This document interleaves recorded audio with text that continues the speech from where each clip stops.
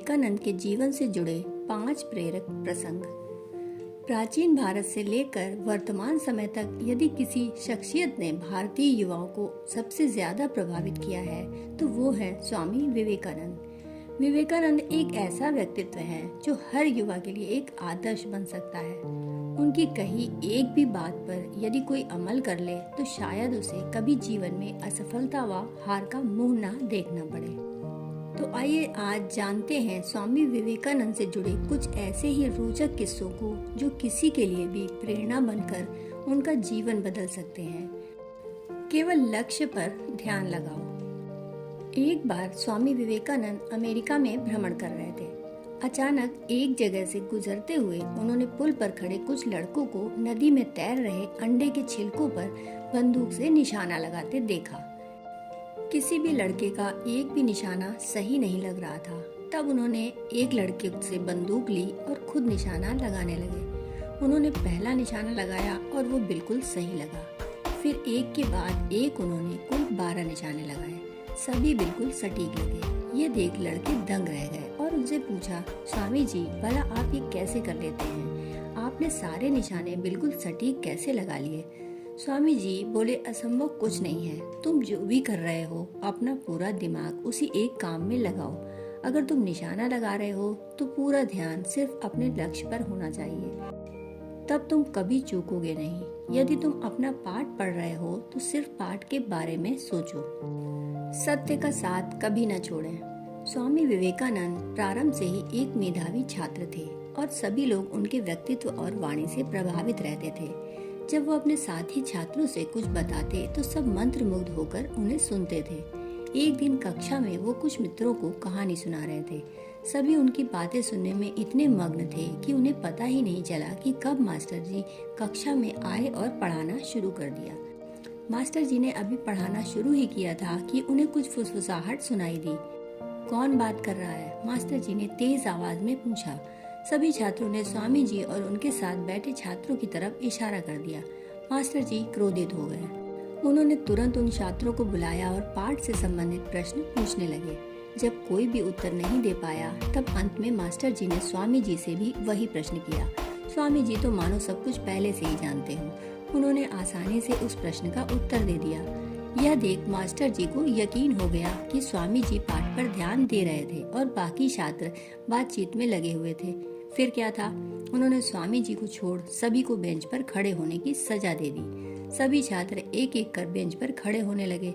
स्वामी जी ने भी यही किया। मास्टर जी बोले, नरेंद्र तुम बैठ जाओ।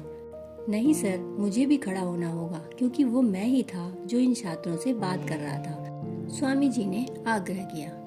सभी उनकी सच बोलने की हिम्मत देख बहुत प्रभावित हुए। मुसीबत से डरकर भागो मत, उसका सामना करो। एक बार बनारस में स्वामी विवेकानंद जी माँ दुर्गा जी के मंदिर से निकल रहे थे। तभी वहाँ मौजूद बहुत सारे बंदरों ने उन्हें घेर लिया। वे उनसे प्रसाद छीनने लगे।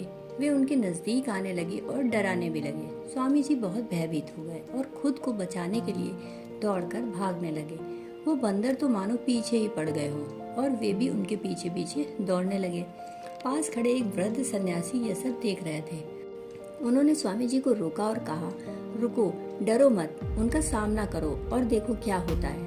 वृद्ध सन्यासी की ये बात सुनकर स्वामी जी तुरंत पलटे और बंदरों की तरफ बढ़ने लगे। उनके आश्चर्य का ठिकाना नहीं रहा जब उनके ऐसा करते ही सभी बंदर तुरंत भाग गए। उन्होंने वृद्ध सन्यासी को इस सलाह के लिए बहुत धन्यवाद दिया। इस घटना से स्वामी जी को एक गंभीर सीख मिली और कई सालों बाद उन्होंने एक संबोधन में इसका जिक्र भी किया और कहा, यदि तुम कभी किसी चीज से भयभीत हो तो उससे भागो मत, पलटो और सामना करो। वाकई यदि हम भी अपने जीवन में आई समस्याओं का सामना करें और उससे भागे नहीं तो बहुत सी समस्याओं का समाधान हो जाएगा। माँ से बढ़कर कोई नहीं।